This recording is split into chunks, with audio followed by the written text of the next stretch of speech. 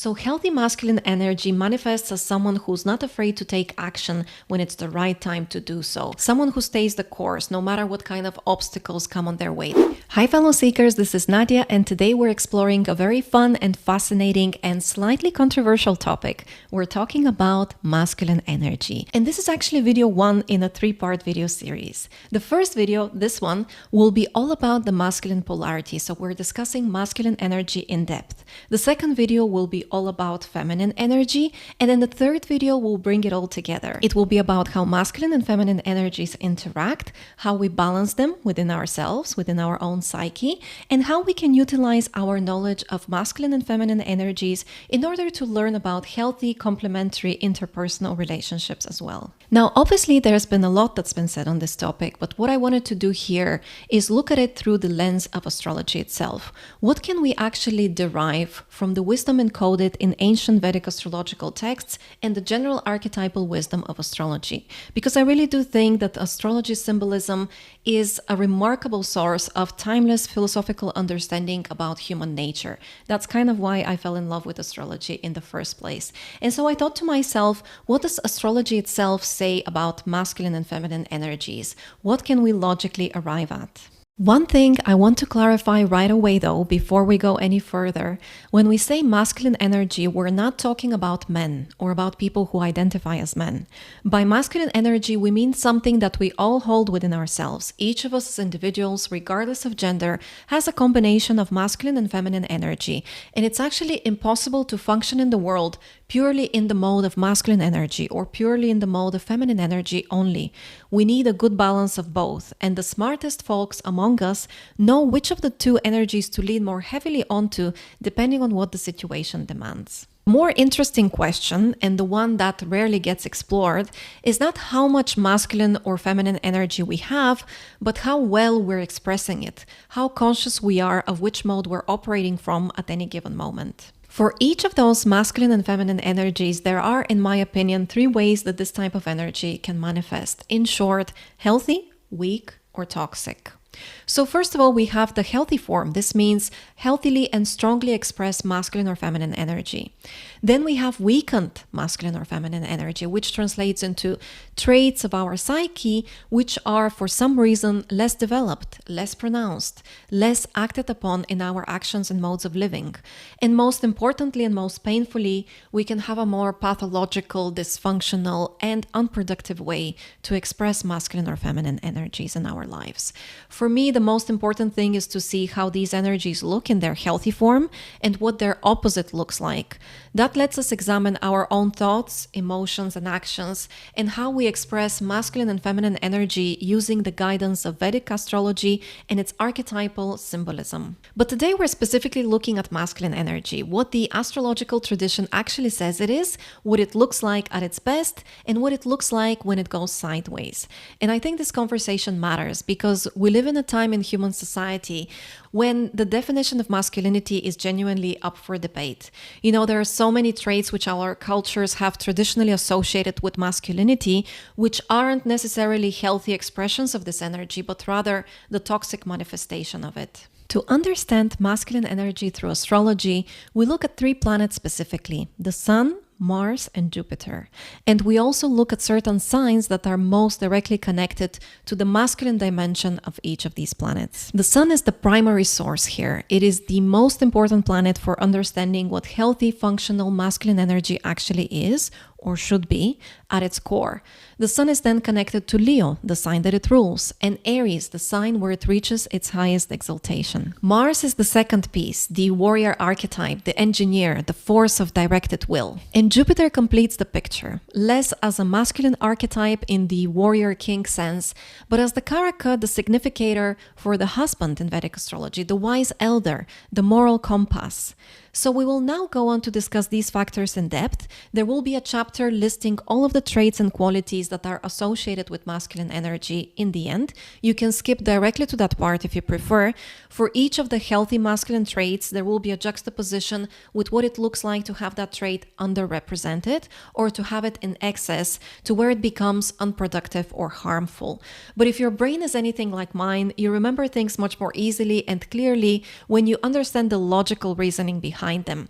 So I think the astrological background sections will be interesting to check out for you. So that is what this video will be about. And I always find this such a rich topic to think about. There really is so much to explore when it comes to masculine and feminine energies, both in the context of inner understanding of growing as people and working through whatever psychological complexes might be pulling us away from our healthiest and most authentic expression, and also in the context of how we interact with others, especially in intimate relationships and partnerships. So let's begin.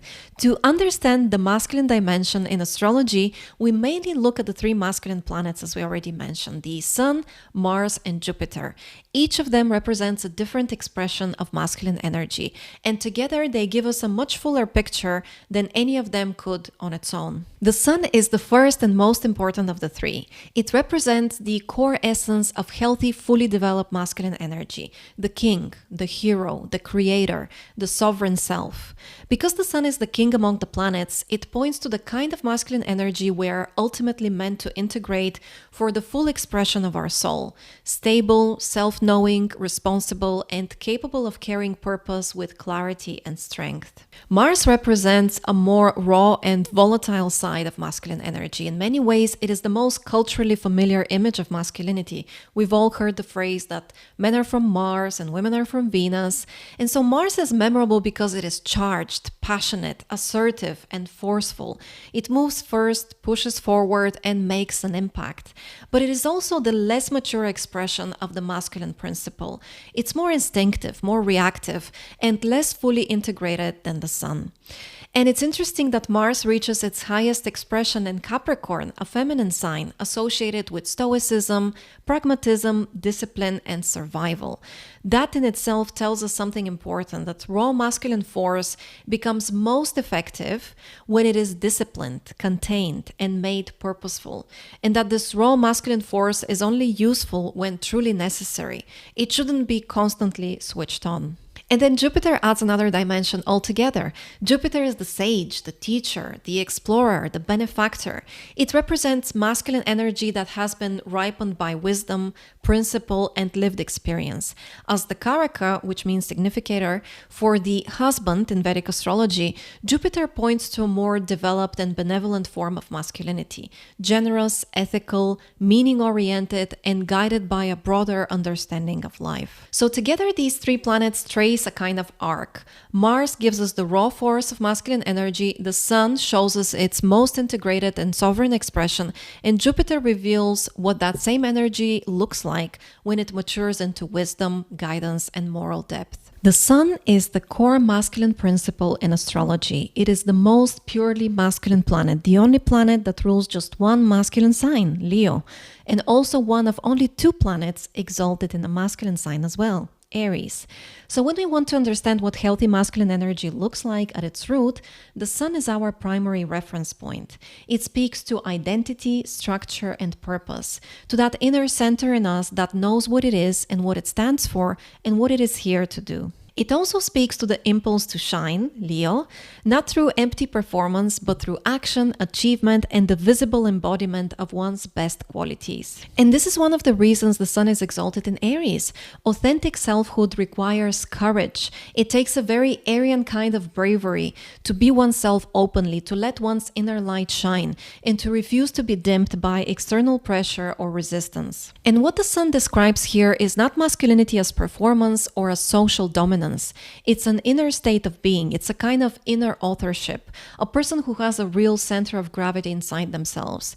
They still feel pressure, they still feel fear, they still care what people think, but they're not ruled by those things, and their actions are not guided by fleeting desires or emotions.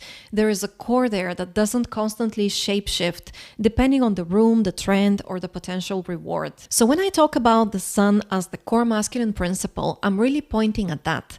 Masculine energy as inner solidity, the ability to stand in one's own nature, to carry responsibility, and to move through life from purpose rather than from appetite or from the need to be approved of or liked or accepted.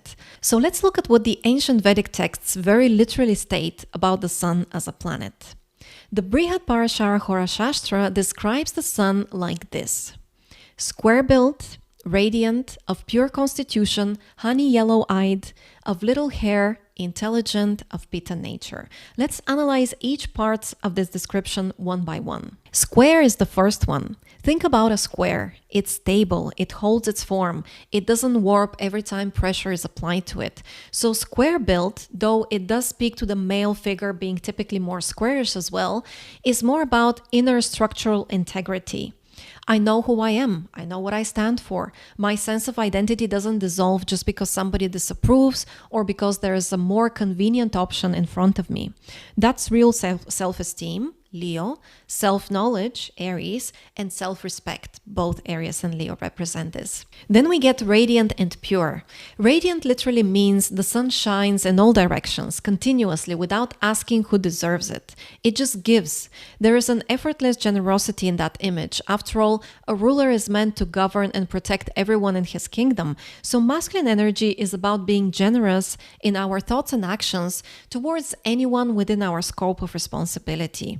And pure brings in the sacred fire dimension. The sun is linked with the Vedic concept of Agni, with the fire that purifies. Fire burns away what is lower or unnecessary.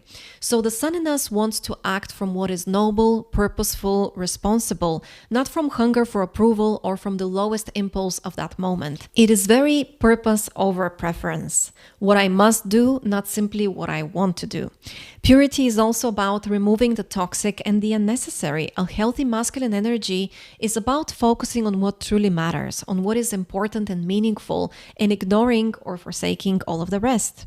Leo is territorial. It guards and is devoted to its territory, but doesn't meddle in other domains outside of its responsibility. Honey yellow-eyed is a very important detail. The overall impression of the sun is square, strong, commanding. It inspires respect. But the eyes are sweet. There is warmth in the gaze. That tells us something extremely important. This kind of strength is not meant to be hard and cold and cruel. Healthy solar masculinity looks out at the world with goodwill, with care, especially for those who are smaller or more vulnerable. Strength is being used to protect and to tend, not to crush others. Then we have intelligent. The sun's intelligence is very straight line, rational, pragmatic, direct. It looks for truth, not for comfort. It's a malefic, cruel planet after all. So it's more about getting down to business than about softness or niceties. It calls things what they are instead of bending reality to fit what would be nicer to hear. This is the kind of intelligence that allows you to see clearly and act cleanly.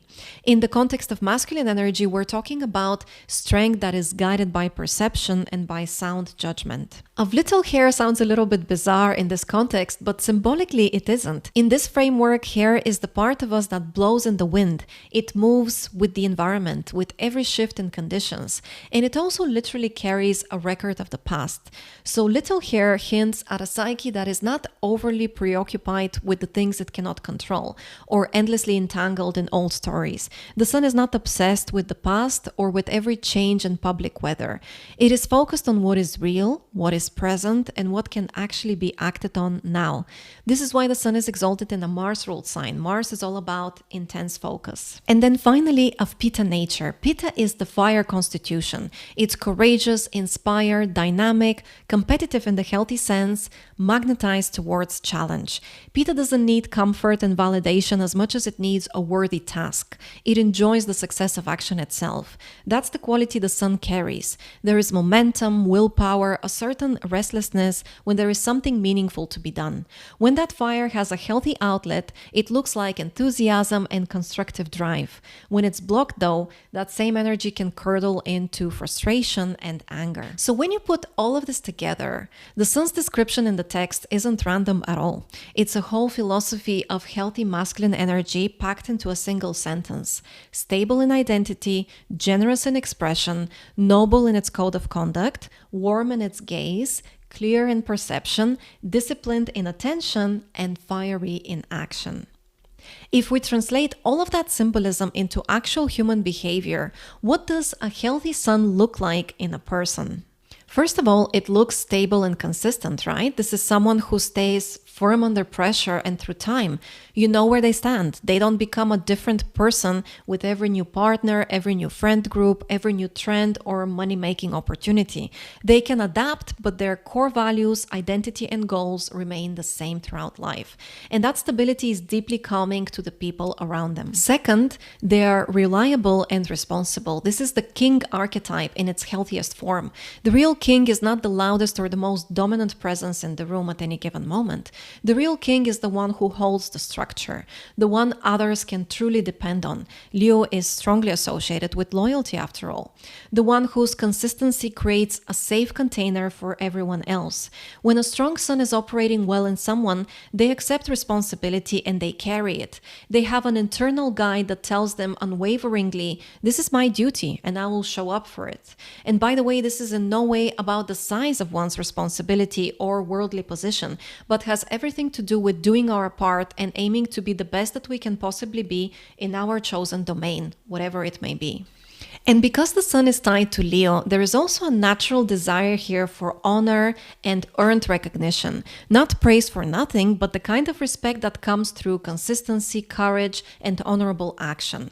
Healthy solar masculinity wants to make itself proud and to be seen as worthy through what it actually does in the world. Then there is clear-sighted intelligence, not to be confused with the analytical and quick-witted cleverness of Mercury. Solar intelligence is practical, honest, and insightful. After all, the sun is the brightest star in our sky, so it is all about meaningful illumination here. The sun is about seeing things as they are, including being willing to look at uncomfortable truths sometimes. That clarity is part of why the sun can lead. Leadership here isn't just about charisma. It's the ability to perceive reality and respond from truth rather than from confusion or the comfort of self-delusion. Next, we have warm protective strength. The sun is strong, but it's not meant to be cruel for its own sake. Remember the honey yellow eyes in the description. Healthy solar masculinity uses its strength to protect, to shelter, to support, to be the person that says, you can lean on me, I will take the hit if I have to. That loyalty comes with a fierce protectiveness. When someone or something falls within his circle of responsibility, he stands between it and harm as far as he can. There is a softness inside the strength, not weakness, but tenderness. It's the masculinity of the divine protector. And very often there is a natural charisma in that kind of strength, a presence that reassures, inspires, and rallies others without needing to force itself. And finally, purpose over preference or desire. This is where the spiritual seriousness of the sun really shows. A healthy sun can say no to its own comfort when that comfort conflicts with what is right. It can sacrifice the easier option for the sake of a higher standard. That doesn't mean it never enjoys life, but it means that pleasure and convenience do not sit at the top of the hierarchy.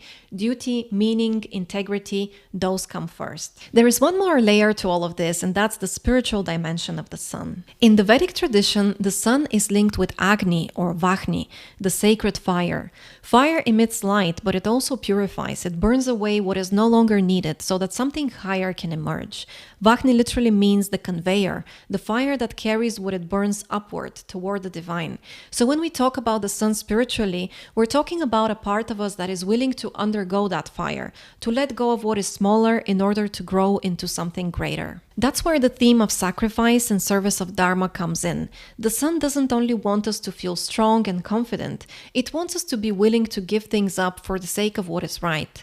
Comfort, convenience, even attachments that we love, if they stand in the way of Dharma, of right action, the sun will eventually ask for a sacrifice there. The solar avatar Rama embodies this perfectly. In the Vedic epic tradition, Rama is an incarnation of the divine who takes human birth as a prince and later king, and whose whole life becomes a teaching on duty and righteousness. He's a king, but he's also an exile. He loses his kingdom, his status, his comfort at different points in the story. And what we see again and again is that he doesn't let those losses pull him away from his sense of what is right. He feels pain, but he doesn't abandon his dharma to avoid that pain. That is solar masculinity at its deepest, the ability to remain aligned with truth even when life is breaking your heart. On a more metaphysical level, the sun is also called Sarvatman, the soul of everything. That title says that the sun is not just outer authority, it's also inner essence. It is the deeper self beneath our personas, our defenses, and our fears. When the sun is strong in a chart, it supports the whole system. It gives you access to that sense of, this is who I really am. From that self-knowledge, confidence follows naturally. Nobility follows naturally. The willingness to sacrifice follows naturally, because you no longer locate your entire identity in external conditions. The sun is also a Kshatriya, warrior caste planet, and a Sattvic planet. Kshatriya means the warrior ruler type, the one whose dharma is protection, governance, courageous action on behalf of others. Sattvic means aligned with clarity, with truth, with the good, acting out of inner inspiration. So solar duty is not meant to be selfish or power hungry. At its best, it is strength put in service of something larger, the family, the community, the principle, the truth. So if we put all of this together, the spiritual dimension of the sun gives us a very elevated picture of masculinity. Essentially, this is masculinity as sacrificial integrity, the courage to know yourself, the strength to act from that knowing, and the willingness to give yourself to something higher than your own ego. If the sun is the king, Mars is the soldier. Mars is the part of masculine energy that is raw, immediate, and willing to move first. Where the sun shows us inner structure and sovereignty, Mars shows us action, courage, and the willingness to confront reality head-on. This is the planet of strength, assertion, conflict, and the ability to do difficult things when they need to be done. We especially look at Mars through Aries, its masculine sign. In Aries, you see Mars in its most concentrated form: strength, initiation, independence, all packed together at full voltage. Aries is a fiery, cardinal, pioneering sign, the very first sign of the zodiac. It encodes that I'll go first quality of masculine energy, the willingness to step into new territory before conditions are perfect, to move rather than to wait, and to find out what is possible by actually taking action, not theorizing. This is the masculine that doesn't wait for permission, doesn't wait for ideal conditions, and doesn't endlessly overthink. It acts, it initiates and disrupts, it learns by doing. So when we talk about Mars as a masculine planet, we're talking about the part of us that can pick up the sword, metaphorically and literally, and say, I'll go first, I'll take the risk, I'll do the hard thing. The Brihad Parashara Hora Shastra Vedic text describes Mars like this: cruel, of torn form, moving to and fro, of Pitta nature, angry, lean-bodied, of medium height. Let's dissect the meaning word by word. Cruel, first of all, here does not mean sadistic. It means there are no pleasantries, no extra cushioning, no unnecessary wrapping. Mars gets to the point right away. It is not primarily concerned with managing your emotional comfort. It's concerned with what needs to be done. In its healthy version, that directness is incredibly useful. The person who can say the hard thing, make the cut, end what needs to end. Mars is the karaka for surgeons and surgeries. Painful, scary, unpleasant, but when needed, life-saving. In its unhealthy form, the same quality becomes tactlessness or a genuine indifference to how actions land on other people. Of torn form points to a body that has lived in contact with the world. Mars is always doing, always engaging, always putting itself on the line. So of course there are scars, injuries, stories written into the muscles and bones. Think of it like showing signs of wear and tear. You know how boys tend to be proud of their scars because they are signs and proof of different adventures? So the torn form here is almost a badge. This is a body that has done things and is not afraid to get its hands dirty. It's the opposite of a life spent entirely in theory or leisure. Moving to and fro tells us that Mars is restless and in motion. That might be literal, someone who expresses Mars through physical activity, through sport, constant movement, or it might be mental, in the form of rapid-fire problem-solving and the urge to tackle the next challenge. The key point is Mars doesn't sit still when there is something to be done. At the same time, in excess, it can lead to burnout or unnecessarily stepping on other people's toes. Then we get to the cluster of Pitta nature, angry, lean-bodied. Just like the sun, Mars is fiery, but with a sharper edge. Pitta gives it courage, intensity, competitiveness, and that almost volcanic drive to push through obstacles. The anger of a healthy Mars is not just rage for its own sake. Mars provides us with that surge of energy and foolhardy courage that lets us do the difficult, the uncomfortable, the painful, but necessary. It's that inner no that refuses to accept a situation that is wrong or limiting. You know, all the rights we have as human beings in our current society have been hard won by exactly this type of martial energy. The martial energy that says, no, I won't stand for this anymore. I demand what is rightfully mine. So this is righteous anger, not anger for its own sake or for the sake of sadism or cruelty. Only when Mars is distorted does that anger become toxic, seething resentment, destructive aggression, violence that has no purpose really. In its natural state, Martian anger is in the service of action, not in the service of ego. Lean-bodied is another revealing detail. Mars burns what it takes in. Energy comes in and is converted into movement, work, effort. Symbolically, this is the opposite of passivity and indulgence. Traditional descriptions of Aries also speak of the ram inhabiting rocky places, harsh, exposed terrain that demands effort and sure-footedness. That imagery points to a key Martian quality, not being afraid to do hard things. There is ambition, self-belief, and an adventurous, enterprising spirit here, a readiness to tackle steep ground rather than always searching for the smoothest path in life. If we distill all of this, three core Martian masculine qualities emerge very clearly. Strength, not just physical, but the courage to meet difficulty head on. Inception, the ability to begin things, to move before conditions are perfect. Independence, acting from one's own will rather than waiting for external approval, guidance, or rescue. Aries also adds independence of thought to this picture. The ram's horns are a symbol of making up your own mind, following your own ideas and conclusions, rather than simply absorbing the consensus. Healthy martial energy doesn't just act for itself, it also thinks for itself. This is also why the sun finds its exaltation in Aries. Solar purpose needs Martian fire to actually get off the ground. The king needs the soldier. The plan needs the courage to execute. And there is one more important nuance. Mars is young. Martian masculine energy is still proving itself. It's oriented toward conquest, toward testing limits, toward collecting experience. So what does a healthy Mars look like in an actual person? First, it looks like willpower and initiative. This is someone who doesn't sit in endless hesitation. They feel the fear and move anyway. They can decide, commit, and take the first step.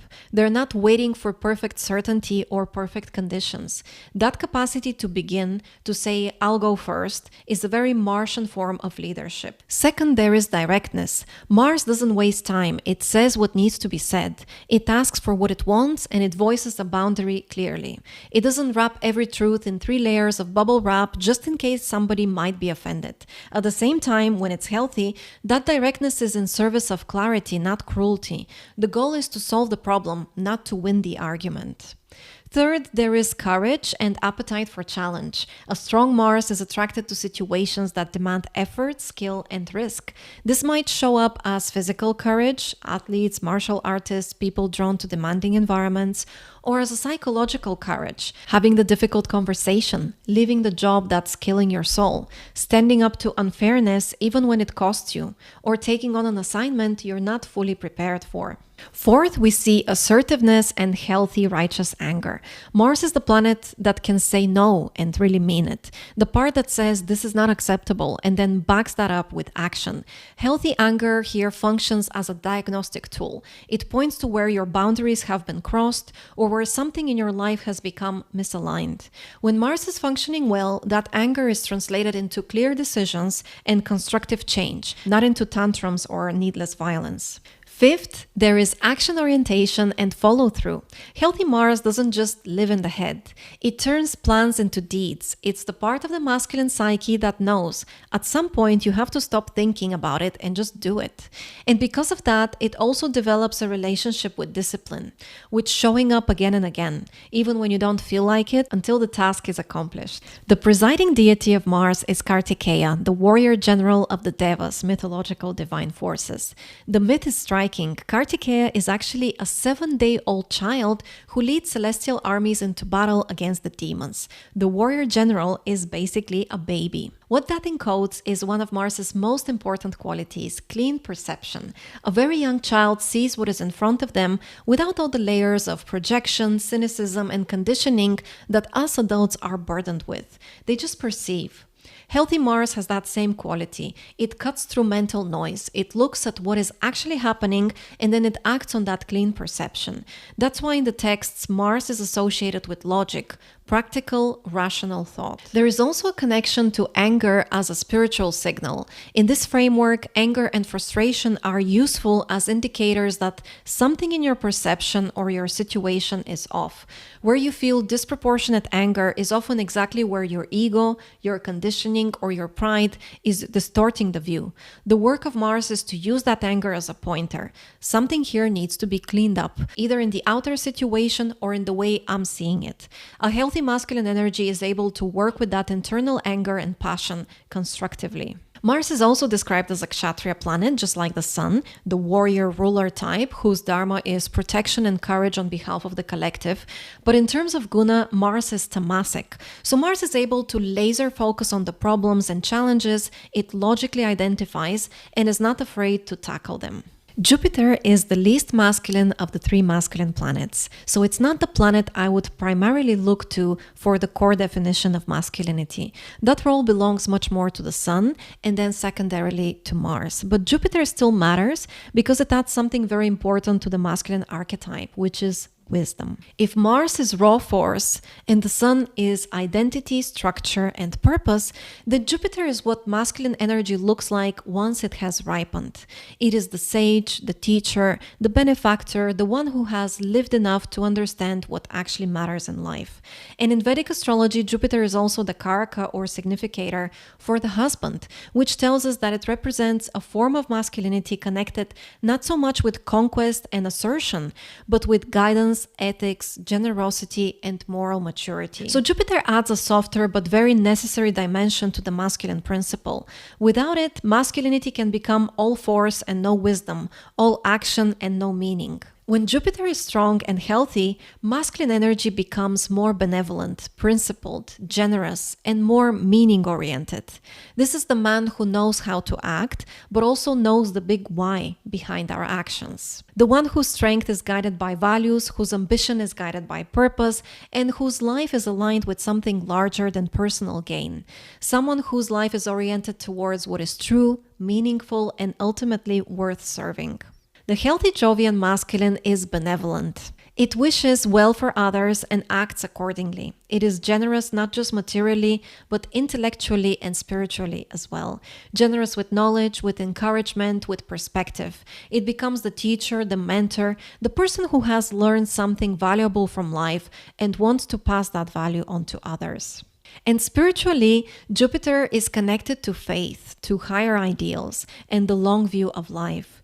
Through Sagittarius especially, it points to the philosophical side of masculine energy, the part that seeks truth, meaning, and alignment with a greater vision. So Jupiter may be the weakest of the 3 in raw masculinity, but it gives masculinity one of its highest refinements, the movement from strength into wisdom and from power into guidance. It asks, what kind of life is worth living?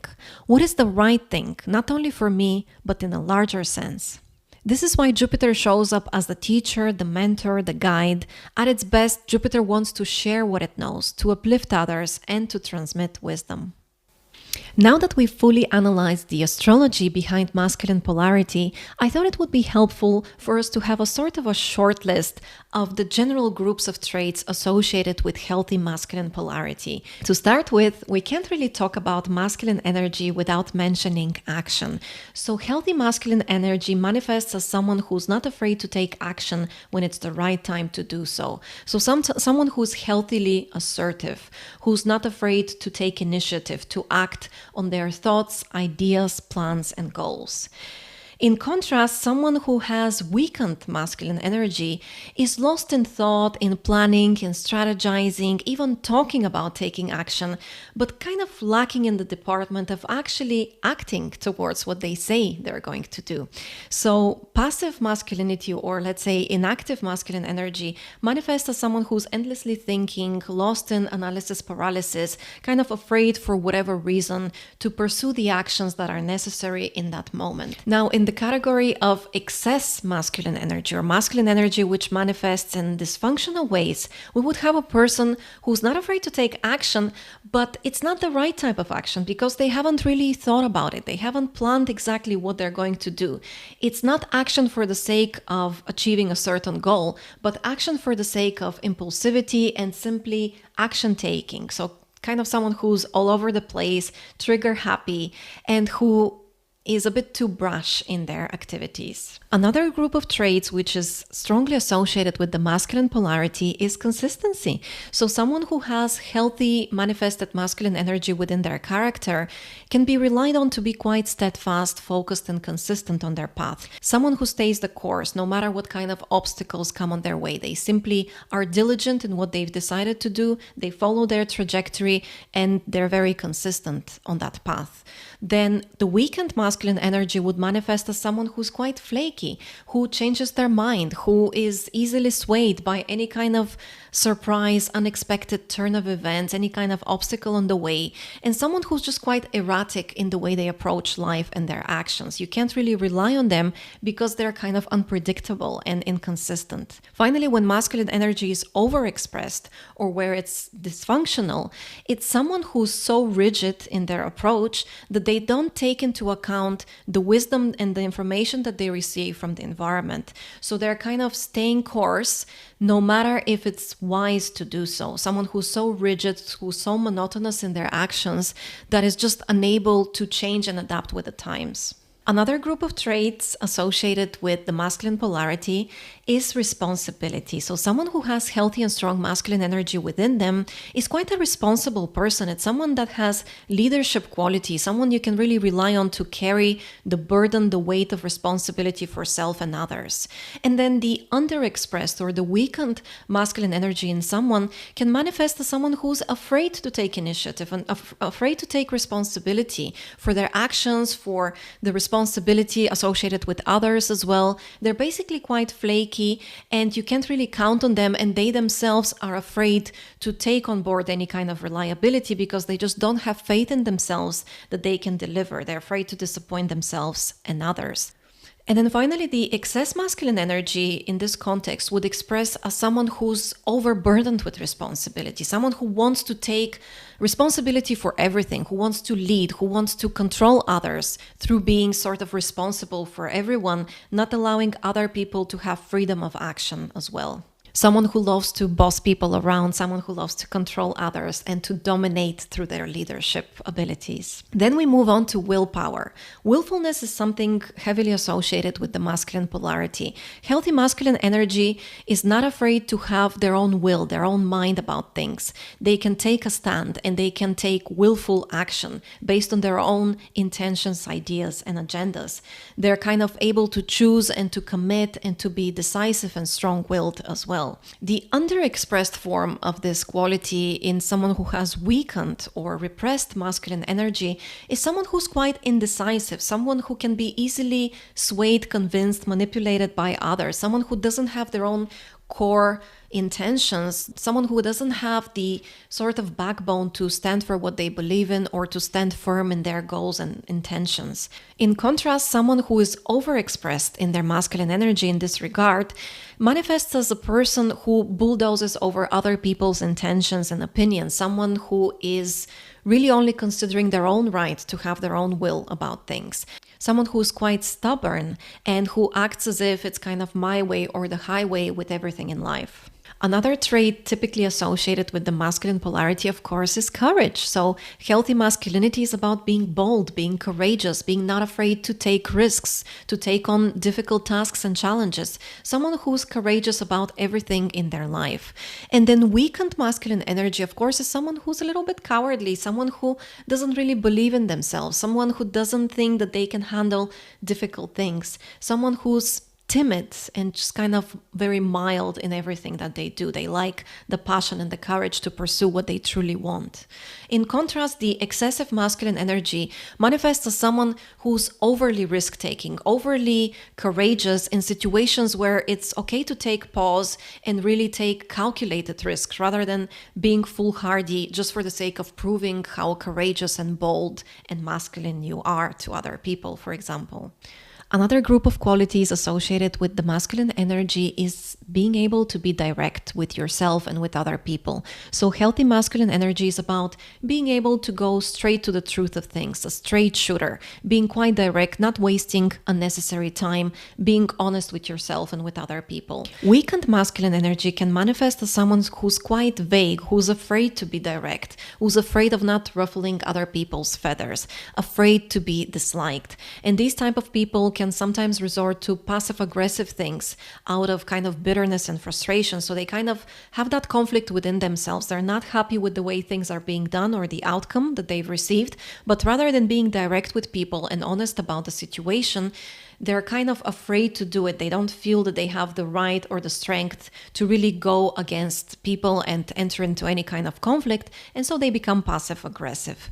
And then masculine energy being overexpressed in this regard can manifest as someone who's very blunt, very tactless, someone who's not direct for the sake of clarity and achieving a certain goal, but just direct for the sake of just being cruel and selfish towards others and being unkind for no reason at all other than just to prove their strength and to domineer over others. Intelligence is another trait associated with the masculine polarity. So healthy masculine energy is someone who is quite intelligent, who can arrive at the truth through logical, practical thinking, through clarity of mind, through not being afraid to face the truth of things, and then being hardworking at really pondering things to arrive at the actual conclusion.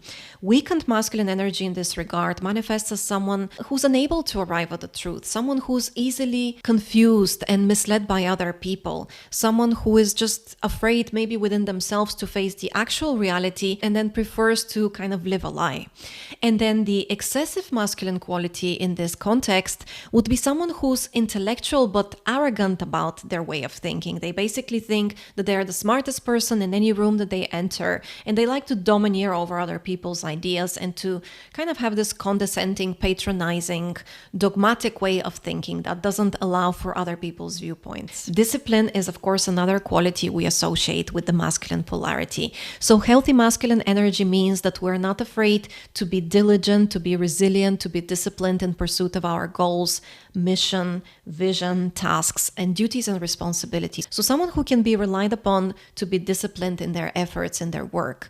Weakened masculine energy is too comfort-seeking. They're looking for the easy way out of things. And that can make them scattered in life because they are always looking for a shortcut and they're unable to be disciplined and resilient in their actions and their approach to things. Excessive or dysfunctional masculine energy here can manifest as someone who basically views life as one big military drill. Everything is too rigid, everything just has to be difficult, has to be tough. They're kind of afraid to admit to themselves that they're human beings with their own weaknesses, with their own soft side that needs nurturing and needs comfort once in a while. And of course, that can lead to frustration, to bitterness, to a joyless life, and to burnout, of course. Masculine polarity is more about looking forward and looking back. So healthy masculinity is about not being afraid to look back into the past, but focusing most of your time, energy, and efforts on things that are within your control, which are, of course, the present, and of course, also planning and strategizing about a brighter future, aiming towards a better future for yourself and others. Weakened masculine energy is one that constantly dwells on the past, one that can't kind of come to peace with the way things are, someone who's a bit stuck in the past, unable to move forward, and kind of burdened by things that are not within their control. And then excessive masculine energy is someone who just is so forward focused, so closed off to reflection and getting in touch with their feelings that they are just kind of denying the past. They don't want to think about the past at all. And that deprives them of the ability to become wiser, to grow as people. Because if we can't reflect on our mistakes or on what things went right, what things went wrong in the past, how can we be wiser and smarter going forward? Masculine energy is about individuality, and with individuality comes authenticity. So healthy masculinity is about not being afraid to be different from the others, being your own true authentic self, standing up for everything that you are, everything that is unique to you and that you believe in. Weakened masculine energy is about being too susceptible to external influences, to the point of being people-pleasing, not having like your own real center, not standing up for something that is truly and authentically you. And then excessive or dysfunctional masculine energy can manifest as someone who's so kind of rigid in their authenticity that they deny themselves the ability to collaborate with others, to take external input, to allow themselves to grow and change their approach based on other people's opinions as well, because they might actually learn something from external sources. They can still stay true to who they are at the core, but they can still be receptive of new knowledge and external collaborative efforts. But this kind of dysfunctional excess masculinity is about being contrarian for the sake of it, kind of refusing to acknowledge other people might have something to contribute and hiding behind this goal, this higher goal of being authentic, but actually you're just refusing to even listen to other people's input. And now one thing a lot of people nowadays get wrong about the masculine polarity, of course, is the quality of benevolence. As we saw already in the astrological chapter, healthy masculinity is about being gentle, being empathetic towards others, taking care of everyone that is weaker than you, more vulnerable than you, or simply anyone that counts on you, that is within your scope of responsibilities, or anyone that you love and want to take care of. So this kind of generosity and kindness and benevolence towards others is very much a healthy masculine quality. When this quality is underexpressed, when masculine energy is weakened, we're talking about someone who's quite selfish, quite stingy in all kinds of ways, materially and affection-wise, and mentally as well, basically just not being willing to think of others at all. And so weakened masculinity makes you quite cold and selfish and indifferent to other people. And then excess masculine energy is going into dysfunctionality when they use this kind of benevolence and taking care of others as a means to control others, to smother them, to not allow them to make their own actions and make their own mistakes. So it's kind of this smothering, overbearing control of others disguised as, taking care of other people. Masculine polarity is all about having principles and living in accordance with them. And so healthy masculinity is someone who has a moral code of conduct. Like basically they have their principles, they have their ideals, they're guided by their own code of conduct and morality, and they have a higher mission that they're striving towards. And when masculine energy is underrepresented in a person, they don't really have any kind of moral code to abide by. They can just have no principles whatsoever and no higher goals or visions or aims in life. Nothing to kind of strive to live up to in terms of standards. And so they're kind of drifting through life without having a central core of principles and ideals to hold them close to their authenticity. In contrast, dysfunctional masculine energy is about being self-righteous, believing that you're the only one who's moral and everyone who lives life slightly different from you is necessarily immoral or wrong. And so you become kind of moralistic or fanatical about your own viewpoints, your own ideals, your own morality. We've all seen this through the ages, this kind of side of patriarchal, toxic masculinity, where kind of everything that is not the norm, the accepted norm, is seen as a sin.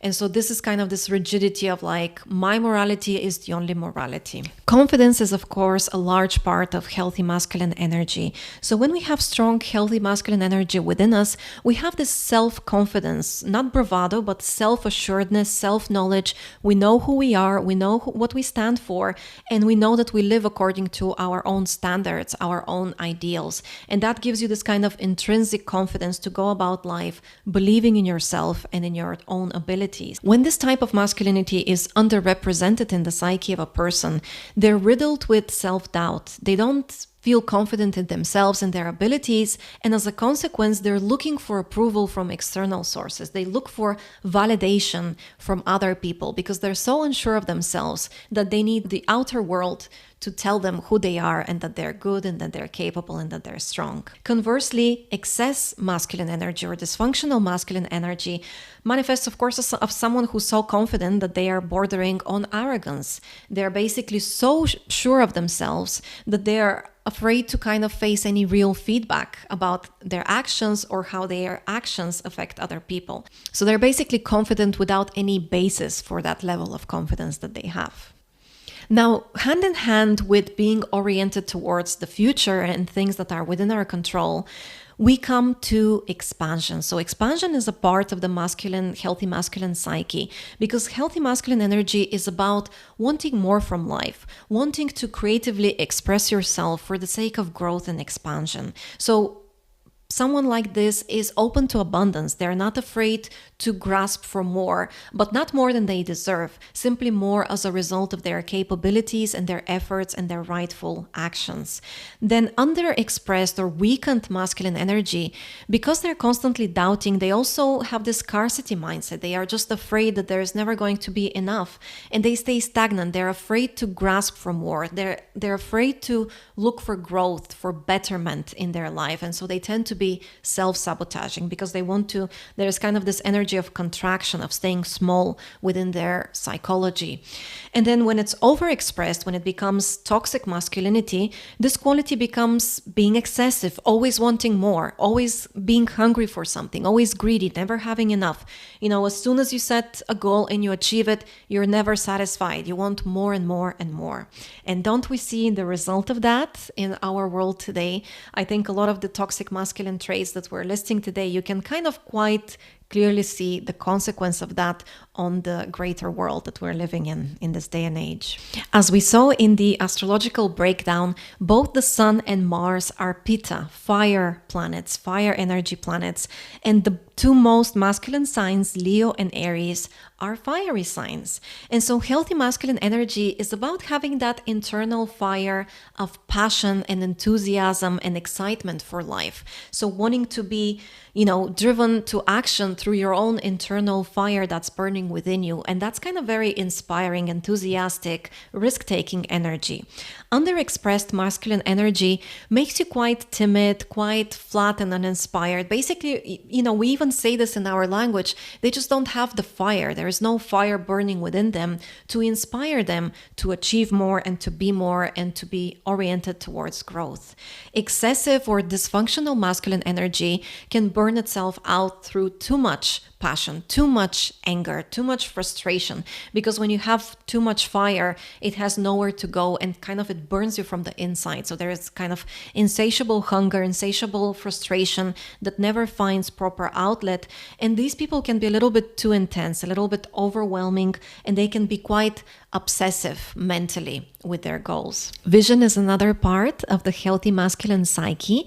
So when we have a good amount of healthy masculine energy within us, we have sort of our original idea of what the future should be like, of what our life should be devoted to. So this is this inner vision of what we want to achieve, kind of a vision for the future. And so you're quite internally driven when you have these qualities because you have something to pursue. You have a vision that you're striving towards. And then weakened masculine energy, someone who doesn't really have that kind of drive because they can't really imagine a better future. And so they don't have that inspiration, or they're outsourcing this to other people. They're waiting for other people to tell them what their vision and ambitions should be. So this is someone who's quite listless, someone who doesn't have that inner passion to create a vision, someone who's not original and creative and waits for others to get inspiration from them. Kind of a bit of a copycat, if you will. And then excessive masculine energy or dysfunctional masculine energy in this regard is someone whose plans are so grandiose that they have no other choice but to be disappointed by life because their plans are not really aligned with their own qualities, with the reality and practicality of life. And so this is someone who's quite chaotic, goes from one vision to the next, but doesn't really fulfill their dreams and aspirations properly. And finally, when we talk about masculinity, of course, we're talking about respect, pride, and honor. And healthy masculine energy is about earning that respect from others and ourselves by being diligent and righteous, of course, in our thoughts and actions. So we're craving respect and we're craving honor and admiration, but not for nothing, not as a gift that is undeserved, but rather we want to earn this respect. And especially we're craving our own internal respect here based on our intentions, our goals, our vision of life, our code of conduct, our morality, and the actions that we actually pursue. When the healthy masculinity is suppressed in a person, they're not craving admiration and respect, but they also don't give it to themselves internally. So they feel like they're not really deserving of anything good in life. They're not worthy of admiration and respect, but rather than using that as a motivation to actually act and think and behave in ways which are worthy of respect, they would prefer to just use that as an excuse to just continue not really doing much about it. And then when this quality is overexpressed, we have someone who's extremely hungry for the admiration and respect of other people, someone who wants fame, who wants to be seen, who wants to feel important and to be recognized and accepted by others as someone who's very honorable, very respectable. That concludes my interpretation of healthy masculine energy and masculine polarity according to the symbolism and ancient wisdom of astrology. Now, I look forward to your feedback. Do you agree with the qualities I assign to healthy or unhealthy masculinity and masculine energy? Is there something that I forgot to add to the list? Let me know in the comments. And I look forward to seeing you in my next video, which will be, of course, about the detailed astrological breakdown of feminine energy. Thank you and see you next time.